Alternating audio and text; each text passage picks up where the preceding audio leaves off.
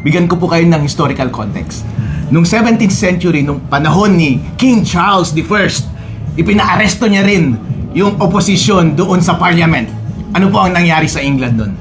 Nagkaroon ng civil war at si King Charles I.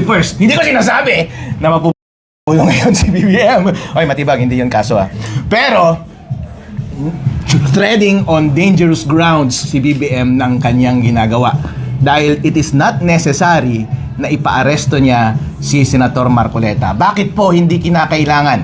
Ang tanging interest lamang ni BBM ngayon ay hindi magpatuloy yung inquiry laban sa flood control scandal. Yun lamang ang interest niya. Hindi naman niya interest na i-undermine yung candidacy ni VP Sara sa 2028. Siya na rin ang nagsabi noong unang panahon na ayaw niya na magpatuloy yung impeachment ni VP Sara. Pero bakit niya pa rin ipinagpapatuloy yung kanyang pang-iipit at pagpapatahimik sa oposisyon? Kasi po, as far as silencing the opposition is concerned, nasolve niya na po yun. Bakit po? Dahil po, yung majority ng Senate, ang power ng Senate, ay wala na po sa side ni Marcoleta. Kampi niya na po yung Senate at kampi niya na po ang House.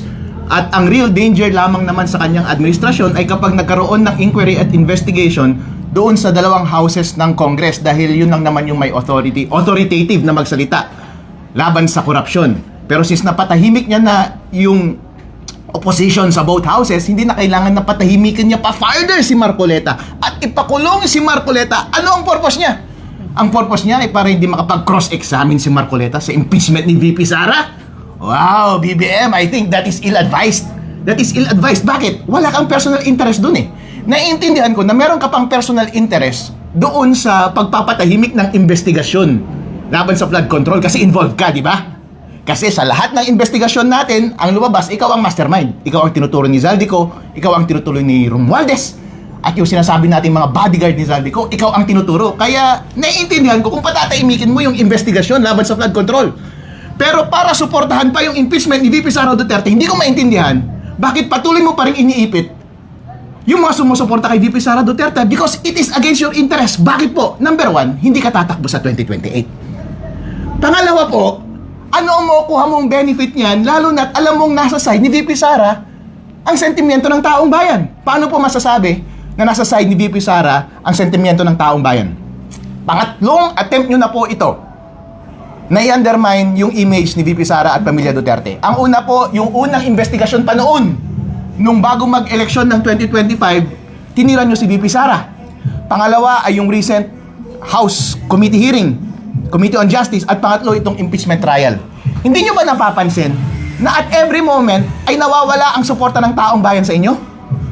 Inaamin ko po, nung unang pagkakataon before the 2025 elections, yung sentimiento ko nga personally ay wala naman akong kinakampihan sa national level. Pero nakita ko po yung totoong mettle ni VP Sara Duterte dahil binigyan niyo siya ng napakarabing laban na patunayan ng tuloy ng taong bayan ang kalidad ng kanyang karakter. Kaya po ang lumabas ay kampi siya ng taong bayan. Tapos ang lumabas sa naratibo ng administrasyon ni BBM ay puro korupsyon. Doon po sa Committee on Justice, ginawa niyo ulit yung pag-undermine ng kanyang image. Kumampi ba sa inyo ang taong bayan? Hindi po. Napansin niyo po yan noong lumipat nga yung majority ng Senado papunta sa side ni VP Sara. Dahil marami sa kanila ang magre-re-eleksyon. At alam nila na ang susunod na power ay si VP Sara. At kapag hindi nila i-align ng mabuti ang kanilang interes, sila ang mapro-prosecute sa susunod. Kaya BBM, baka ikaw rin ang mapro-prosecute sa susunod. Kaya yun po ang nangyari. Ngayon po, uulitin yun ulit. Yung pagsira ng kanyang imahe. Sa pangatlong pagkakataon, sa tingin nyo po ba magiging epektibo pa rin? Hindi na po magiging epektibo. Bakit po? Kasi i-recycle nyo lang naman yung original ninyong naratibo. Sa dalawang eksperimento ninyo na nauna, hindi na kinagat ng tao. Dahil yung mga witnesses na prinesenta ninyo ay sinungaling. Si Madriaga ay sinungaling. Alam po yan ng taong bayan. Yung painting na sinasabi, hindi naman siya may gawa. Hindi naman gawa ng scholar niya At saka yung mga ebidensya na iprinesenta laban kay VP Sara Duterte ay illegal ang pagkakakuha. Ngayon po, yun pa rin ang gagawin nila ngayong impeachment. Sa tingin nyo po ba magiging kampi nyo pa rin ang taong bayan ngayong susunod? Hindi na po. Hindi po makikinabang ang administrasyong ito sa patuloy nilang pag-undermine kay VP Sara Duterte. Therefore, hindi necessary na tanggalin ang opposition dito sa impeachment trial at ipakulong si Marcoleta. Mas lalo na po at gagalitin niya ang Iglesia ni Cristo, napakaraming tao niyan. Kaya po iniisip ko, ill-advised on his part na gawin itong bagay na ito. It is against his interest. Kung meron man pong bumubulong sa kanyang tabi at nagsasabi na pabagsakin natin ang imahe ng buong pamilya Duterte dahil sila ang pinakamataas na tatakbo sa 2028. O sino ang alternatibo mo? Si Risa Hontiveros? Si Rafi Tulfo? O sino pa? Eh wala naman silang lakas. Si Risa Hontiveros sa mga probinsya gumagastos ngayon ng pera, naglalabas ng pera. Pero kilala ba siya ng normal na tao? Hindi po. Kaya kung ikaw po ay magtataya ng iyong kinabukasan, BBM, at para sa iyong safety na rin, mali po ang iyong ginagawa. Kaya wag mong i-overplay yung hand na ibinigay sa iyo ng kapalaran, BBM administrasyon, Jesus Crispin Remulla at Matibag. Okay na napatahimik nyo siguro yung oposisyon as far as Blue Ribbon Committee investigation is concerned. Kasi nagigets ko yon, self-preservation nyo yon. Pero wag masyadong malaki ang ulo, wag nyong sagarin ng masyado. Dahil po, ina-undermine nyo na ang demokrasya ng taong bayan. Yung pasensya ng taong bayan ay may limit lamang.